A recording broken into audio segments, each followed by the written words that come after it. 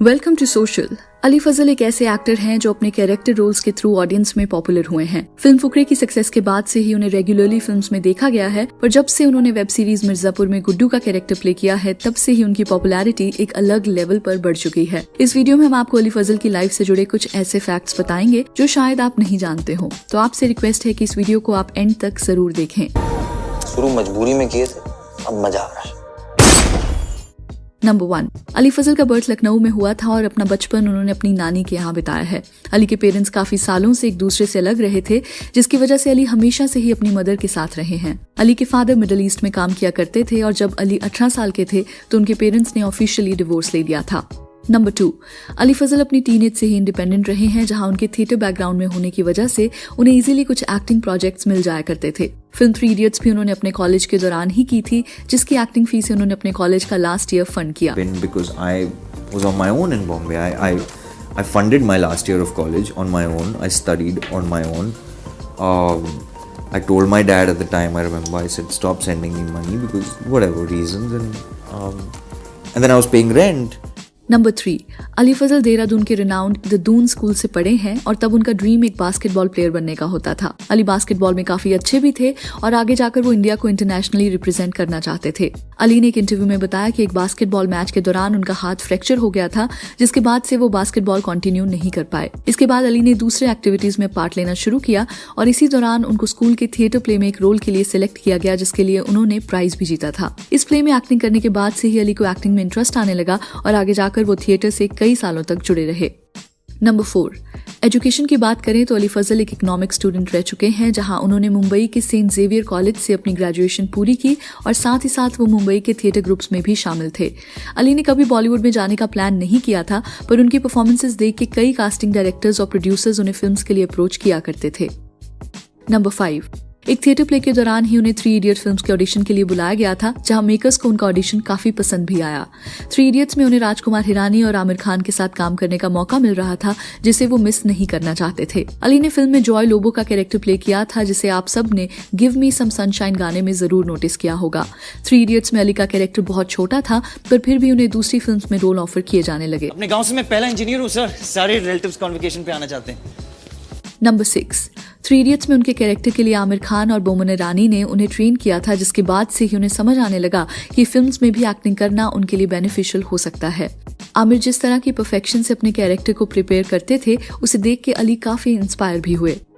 Number 7, सभी लोग अली फजल को 3 इडियट से ही जानते हैं, पर रियलिटी में उनकी पहली हिंदी फिल्म 2008 में आई थी, जिसका नाम था एक थो चांस। इस फिल्म को कई फिल्म फेस्टिवल्स के लिए सिलेक्ट किया गया था, पर इंडिया में फिल्म को थिएट्रिकल रिलीज नहीं मिल पाई। इस फिल्म को सैयद अख्तर मिर्जा ने डायरेक्ट किया था, जिन्होंने एल्बर्ट पिंटो को गुस्सा क्यों आता है जैसी कल्ट फिल्म बनाई है।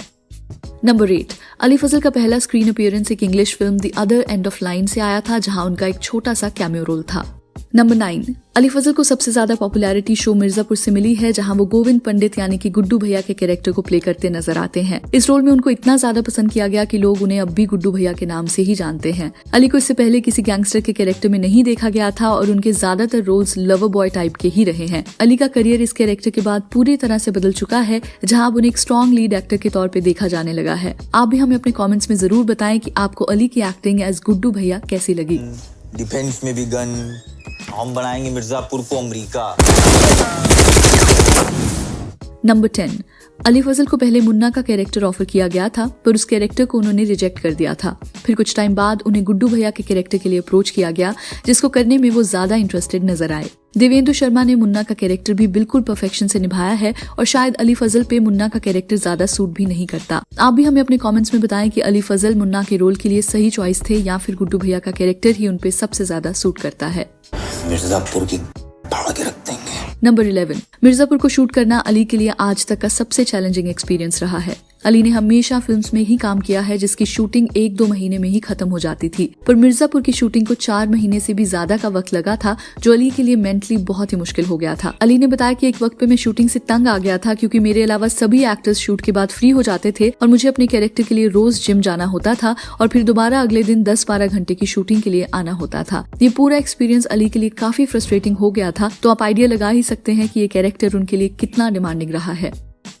नंबर 12, आप सभी जानते हैं कि मिर्जापुर में वायलेंस काफी ज्यादा दिखाया गया है और गुड्डू के कैरेक्टर से लोग काफी कोरिलेट भी कर पाते हैं।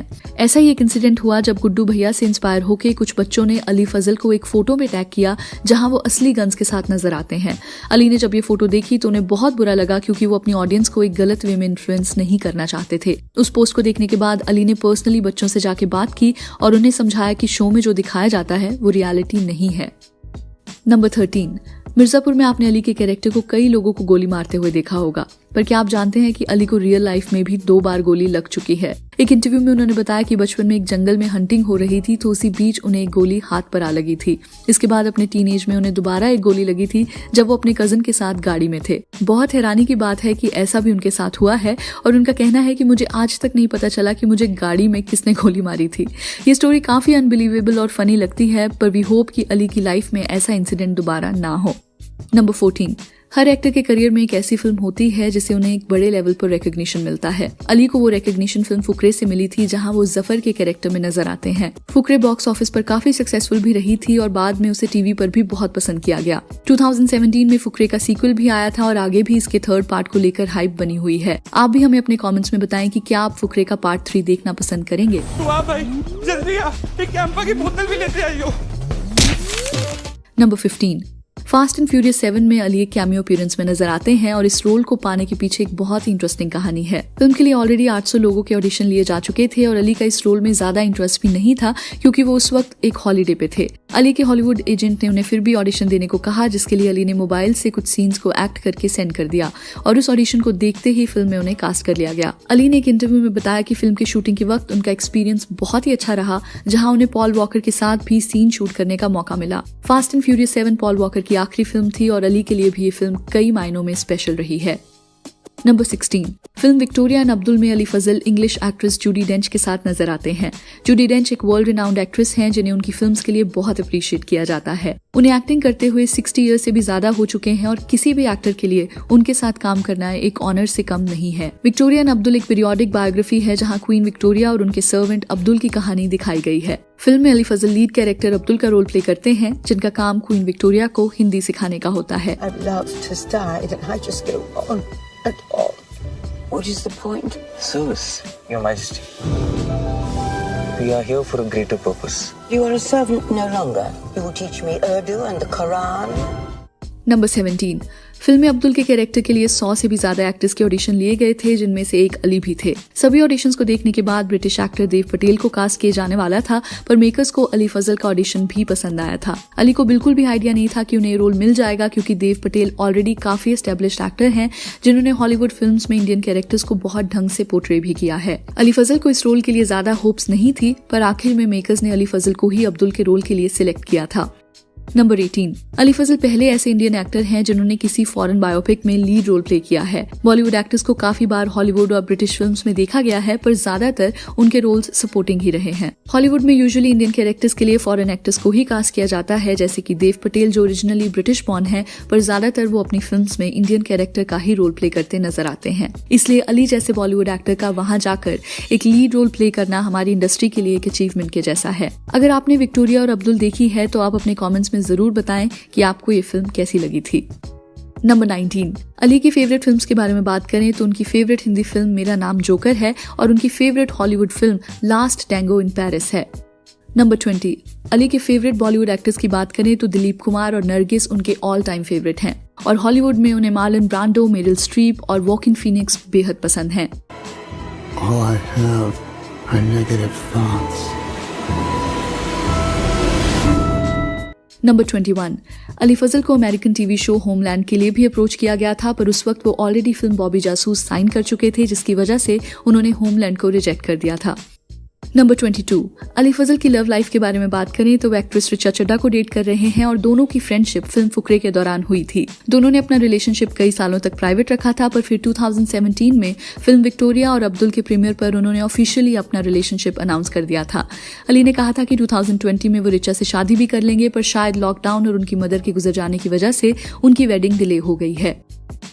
नंबर 23, फिल्म बॉबी जासूस में अली फजल विद्या बालन के लव इंटरेस्ट के तौर पे नजर आते हैं। अली को ये रोल कोई ज्यादा पसंद नहीं था क्योंकि उन्हें लगा कि विद्या बालन की फिल्म में सारा फोकस उनके कैरेक्टर पर ही होता है और बाकी सब कैरेक्टर सपोर्टिंग रोल के ही रहते हैं। फिर जब अली ने अपने कैरेक्टर की स्टोरी पढ़ी तो उन्हें अपना कैरेक्टर काफी इंपॉर्टेंट लगा और उनका मानना था कि एक बहुत ही अलग तरह की लव स्टोरी थी। अगर आपने बॉबी जासूस देखी है तो आप हमें जरूर बताएं कि आपको अली फजल और विद्या बालन की केमिस्ट्री पसंद आई या नहीं। नंबर 24, अली फजल हमेशा से ही अपनी फिल्म्स को लेकर बहुत सिलेक्टिव रहे हैं। जहां बॉलीवुड हो या हॉलीवुड, उनकी फिल्म्स काफी अलग तरह की रही हैं। अली की लाइफ में जब फाइनेंशियल क्राइसिस आए हैं तब भी उन्होंने फिल्म्स को सिर्फ पैसों के लिए ही साइन नहीं किया है। अली ने एक इंटरव्यू में बताया कि एक टाइम था जब मेरे अकाउंट में पैसे खत्म हो चुके थे और मुझे बड़े बजट की फिल्म ऑफर की गई थी, पर उन फिल्म्स की कहानी मेरे टाइप की बिल्कुल भी नहीं थी और बहुत बार स्क्रिप्ट पढ़ने के बाद भी मैं उन फिल्म्स को साइन नहीं कर पाया। अली को छोटे या बड़े रोल से कोई प्रॉब्लम नहीं है, बस वो एक ढंग की फिल्म का पार्ट बनना चाहते हैं जहां उनके रोल की फिल्म में एक वैल्यू हो। अली की काफी फिल्म्स फ्लॉप भी रही हैं, पर उन्हें इस बात का कोई रिग्रेट नहीं है क्योंकि वो इसी तरह की फिल्म्स करना चाहते थे और आगे भी आप उन्हें कुछ अलग तरह की फिल्म्स में ही देखने वाले हैं। नंबर 25, हॉलीवुड के ऑस्कर अवार्ड्स के लिए पूरे वर्ल्ड से फिल्म पर्सनालिटीज को सिलेक्ट किया जाता है जहां उन्हें ऑस्कर के लिए भेजी गई फिल्म्स को वोट करना होता है। अली को जब विक्टोरिया और अब्दुल फिल्म से हॉलीवुड में पॉपुलैरिटी मिली तो 2018 की ऑस्कर ज्यूरी में उन्हें मेंबर बनने के लिए इनवाइट किया गया था। अली ने एक इंटरव्यू में कहा कि उनके लिए एक बड़ी अचीवमेंट है क्योंकि इंडियन एक्टर्स को भी अब वर्ल्ड सिनेमा का पार्ट माना जा रहा है और इससे अच्छा क्या हो सकता है कि उन्हें वर्ल्ड फेमस सेलिब्रिटीज के साथ ज्यूरी में शामिल किया गया है। नंबर 26, करंटली अली फजल को Ranbir Kapoor as an actor काफी पसंद है और उनका मानना है कि रणबीर के मैच का इंडस्ट्री में कोई नहीं है। आउटसाइडर्स बल्कि इंडस्ट्री से आउटसाइडर्स बहुत आ रहे हैं and I gun for everybody who is hard working, वो चाहे इनसाइडर हो चाहे आउटसाइडर हो। One of my all time favourite heroes is Ranbir Kapoor यार।